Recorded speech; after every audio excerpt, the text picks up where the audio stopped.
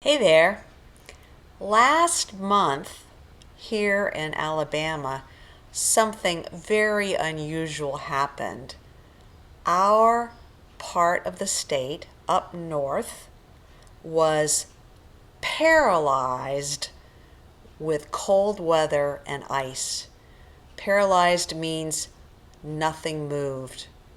Let me tell you about it. English Without Fear, where you can learn to speak English naturally through listening to stories.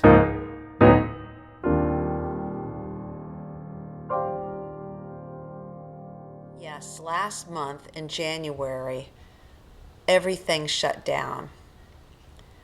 I was going to Florida to take care of two of my grandchildren, and the day I left, there were terrible storms all up and down the East Coast, all the way down to Tampa, Florida, where I was flying. I had lots of delays. I sat on the airplane in Huntsville, where I live, because Atlanta was closing.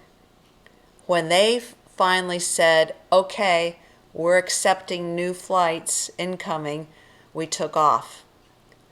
I was afraid that I had missed my connecting flight to Tampa, but I didn't, and that was a huge blessing from God. What happened is that my connection never left on time because the Tampa airport was shut down due to big thunderstorms with lightning and rain. So we sat on the plane in Atlanta until the Tampa airport opened up again. And I finally got down to Tampa very late, but I got there that day, which was again another blessing because my son and daughter-in-law were flying to Mexico and needed me to take care of the girls. Those storms then were followed by cold storms, snowstorms, ice storms. And when I got ready to go home to here in Huntsville, it was, as we say, touch and go. It was up and down whether I would get home on my travel day. My flight from Tampa was delayed because of the snow and ice. But I went to Atlanta anyway. They said I would miss my connection, but I didn't because the airport here in Huntsville, Alabama, was closed for a day and a half because of ice.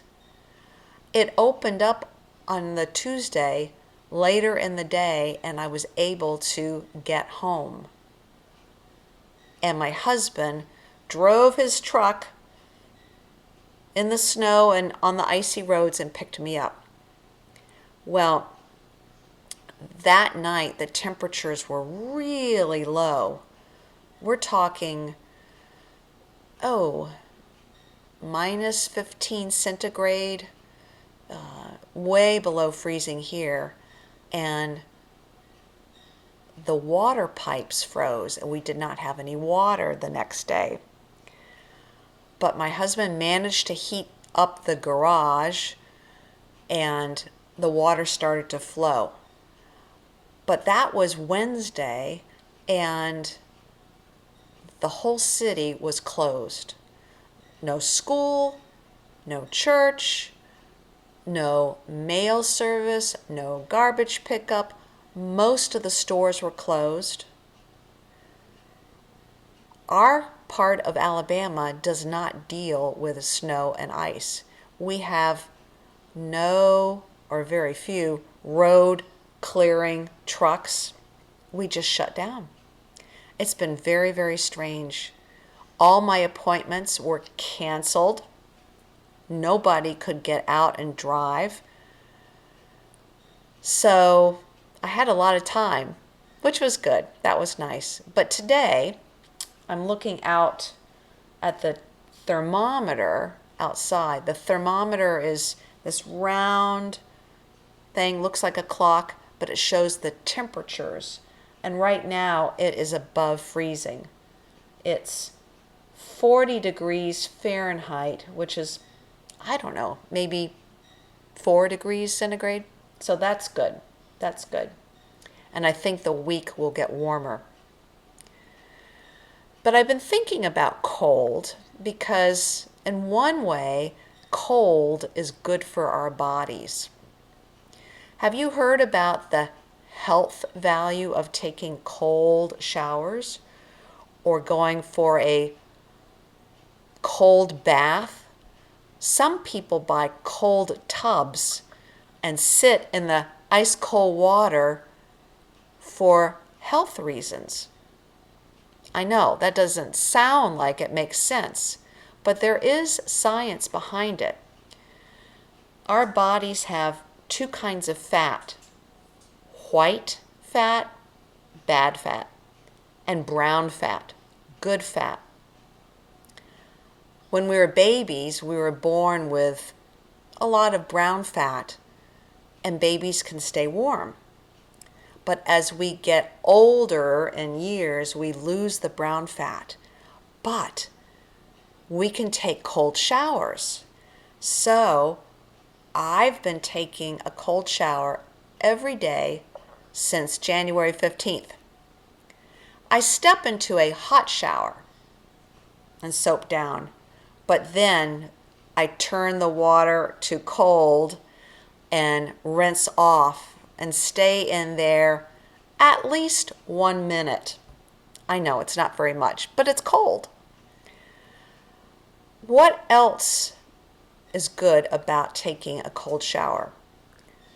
It increases the brown fat, and the brown fat helps you burn fat more. So your metabolism goes up.